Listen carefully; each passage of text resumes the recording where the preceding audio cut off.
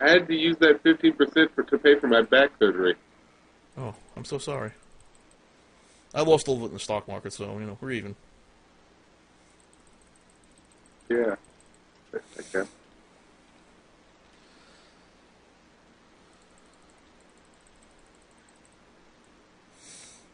I thought Dara just rolls with it.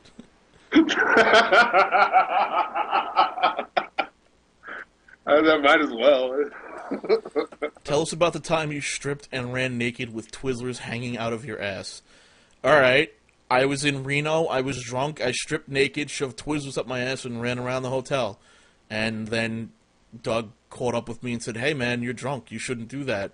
And I was like, "Oh, you're right, I shouldn't do this." So I went back to bed and I went to sleep with Twizzlers up my ass.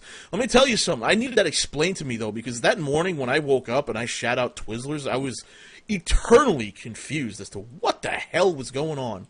Usually your body digests stuff first, right? Well, yeah, usually, but I had shoved them up my ass, and Doug had told me what had happened.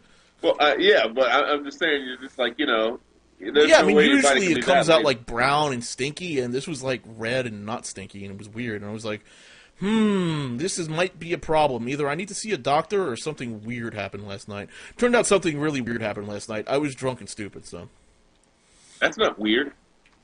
Well, the getting naked and running around the hotel with Twizzlers up my ass because I thought it was going to attract Lindsay and we were going to mate and then have kids, but I was wrong. She's apparently not attracted to fat guys running around hotels naked and shoving Twizzlers sticks up their asses, but whatever. What a Live and bitch. learn, bro. Live and learn. What a bitch. Oh, she doesn't want to have a relationship every time someone gets drunk and shoves Twizzlers up their ass. Yeah, I was disappointed. I thought she'd be down for that. Yeah. Some girls just have too high of standards, man. You can't please them.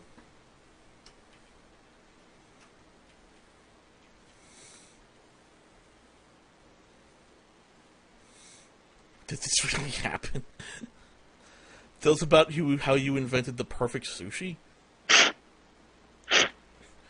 I, well, all right, but this is going back a ways, guys. I mean, this is going back a long ways. So, For 1887?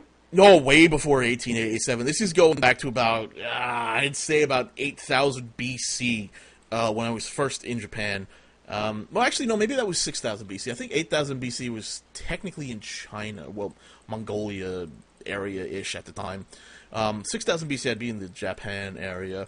Anyway, I was really, really hungry, and these idiots had no idea what the fuck they were doing. They were living in dirt and shit, and I was like, yo, why are you eating potatoes and rice? Why don't you eat something else? You have a fucking ocean next to you. And they were like, oh shit, we have an ocean next to us? I was like, here, look, I'll show you how to do this. So I got a fish, I gutted it, I cut the meat out, and I shoved it on some rice. And I was like, look, protein on protein. Protein on starch, you'll like it. Not protein on protein. What am I saying? Well, at least you didn't Protein teach on them how to starch is fish. really good for you. And they were like, oh, that's cool. And then so somebody refined it into having seaweed wrapped around it. And I was like, well, that's really good, but it's not perfect. Here's how you make it perfect. I took the seaweed, it's actually an algae mix nowadays, and I laid it down, and I laid some rice down on top of it. Then I laid the fish inside of it, and I rolled it up into a tight little ball, and I was like, look, it's handheld, you can eat it on the go, and if you're a construction worker, it's fantastic, because you can carry it with you in a lunchbox. You can carry several of them with you in a lunchbox, and you won't be hungry because you're not going to run out of food. And people were like, whoa! And I invented the perfect roll of sushi. You also invented the term for construction workers. I also invented racism right then and there, too. Uh, how could I have forgotten? I am not drawing Twizzler but Lordkat. Why not, Genki? What? Tell us. No, I can't beat that. What am I supposed to say to that? To what? Contrary to popular belief, I'm not that good about pulling stuff out of my ass. That was that one time, but anyway.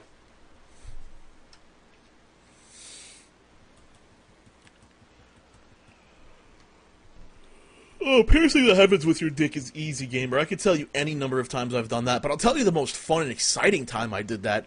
You see, it was the Jurassic period with all the dinosaurs and shit, and they were like, yo, it's the Jurassic period. We're cool. Why don't you be cool with us? And I was like, yeah, I can be cool with you, no problem. And then I decided that I really didn't want to be cool with the dinosaurs because they were going to die out anyway.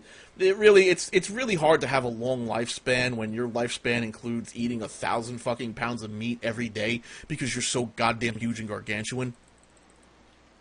Anyway, I knew they didn't have a long lifespan, but I knew they could be used for cool and for awesome. So I got on a pterodactyl, and I was like, yo, we're going flying right the fuck now. And the pterodactyl was like, the fuck are you doing on my back? And then I smacked him in the face, and he was like, fly, bitch. And he was like, yes, sir. So we flew into the heavens, and I was like, higher, higher, higher. And unfortunately, I took the pterodactyl too high, and he decided to pass out from all the lack of oxygen, and he died up in there. But I was awesome because I ripped my pants off, and I decided to fuck the first cloud that came to me. So I decided to pierce the heavens with my dick on a pterodactyl, gliding down from the heavens, and it was awesome, and I'm cool, and yeah.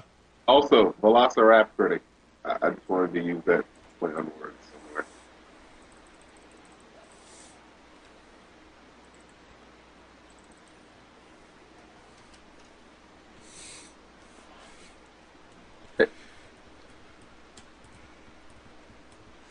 Yeah, I can go to the sun. It's pretty easy. All you have to do is think really hard about it, and you just poof, you're fucking there.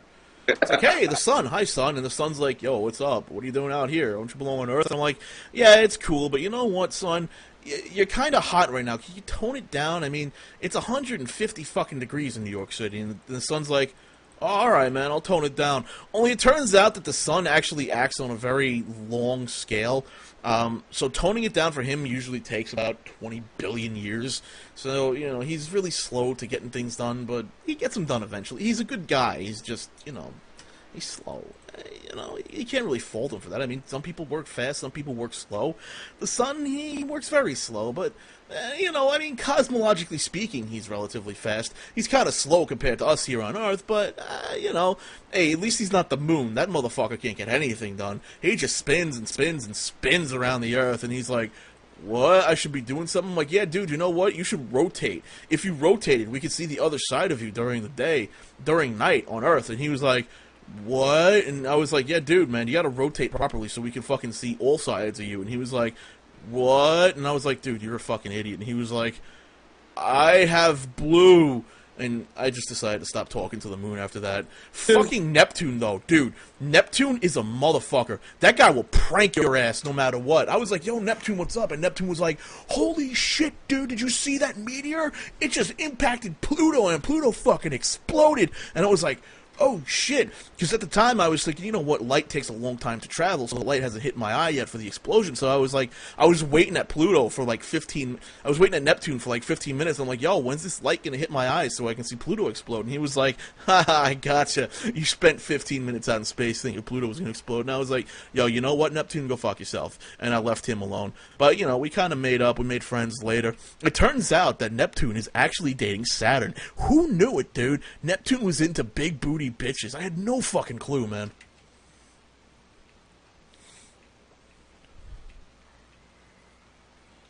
That's my story. Oh, Darren left. My story was too awesome for him.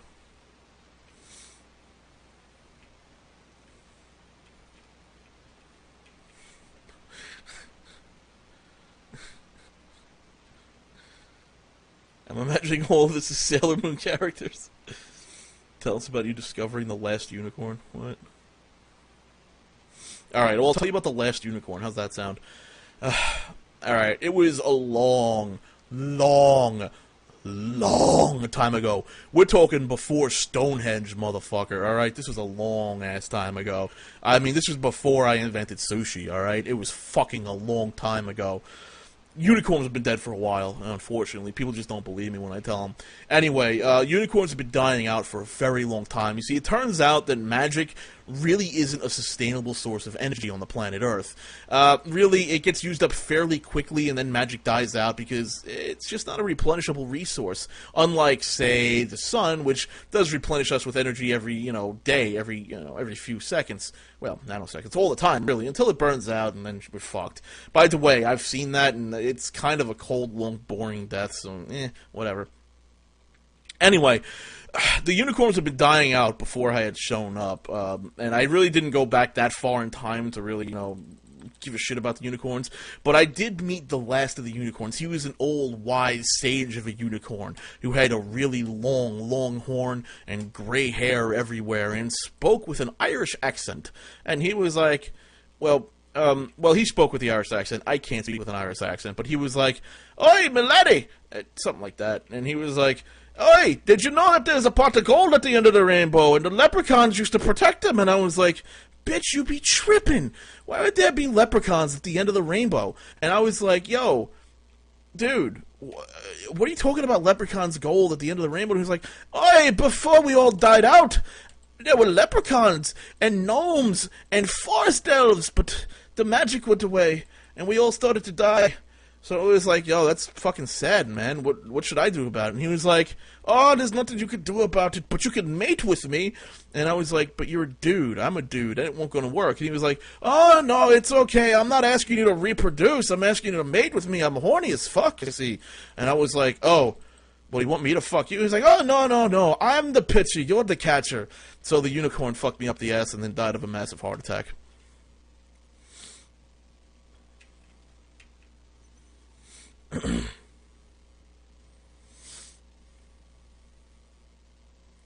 Turns out unicorns all die out because they were all gay, so couldn't reproduce.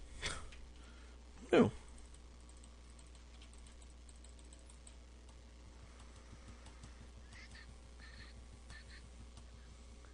Oh, Pokemon eggs? Dude, Tyler, Pokemon eggs come from trees. Didn't you know that? They just sort of fucking grow and then fall down and boom, Pokemon.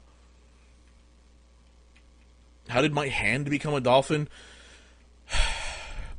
It's kind of an embarrassing story. You see, I was playing TF2 one day, and I was like, "Oh shit, that's awesome. The engineer cuts his hand off and puts a robotic hand on it. I bet you I could do something cooler than doing a fucking robotic hand on my hand." And now I was like, you know what? What if I cut my hand off and put a fucking dolphin on it? How awesome would that be? So I cut my hand off and stuck a dolphin on it.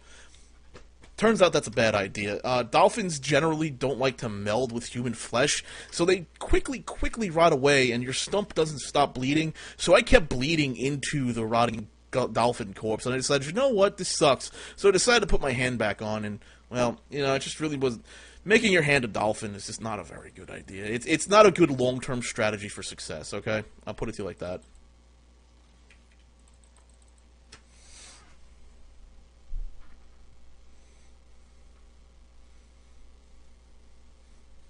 Pokemon don't breed, Mousefire. Pokemon actually just masturbate at trees and hope their seed inseminates the trees, so the trees can pick up the seed and they can grow Pokemon eggs. How you led a legion of cats against the communist empire? I already told that story. Well, it wasn't a legion of cats against the communist empire at the time. It was, in fact, a legion of hamsters. But still, I guess that was alright. It was an okay time. Basically, the whole idea was that these hamsters and these... Well, I did do a Legion of Cats, too. It was basically kind of the same story. Anyway, the Legion of Cats was a little bit different. They were all kind of upset that it wasn't this disco era anymore, and I was like, well, you know what, dude? Disco died out. But they died out because of the communists, and the cats were like, the fuck? Are you fucking kidding me? The commies did it? And I was like, dude, I'm fucking serious. The commies killed disco. And they were like, yo, we need to stop this right the fuck now. Help us. And I was like, oh yeah, I can help you. I'll get you organized. I'll get you weapons. And, well, you're going to have to kill them, though. I can't be the one to pull the trigger. I can only train you to pull the trigger.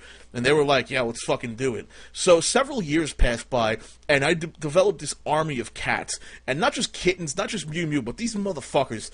These cats with, the cats with, one eye. They've got 3 of their fingers missing. menacing. They have no fucking claws, but these motherfuckers smoke cigars. They had one eye, and they all of them had big motherfucking machine guns. They were like heavies with these fucking machine guns. They were like, oh, I will take down Mother Russia. Then they were like, ah. So I decided that it was time, and we'd take down the communist empire. We finally took down all the communists in the world, save for China. We decided to let China live for several reasons.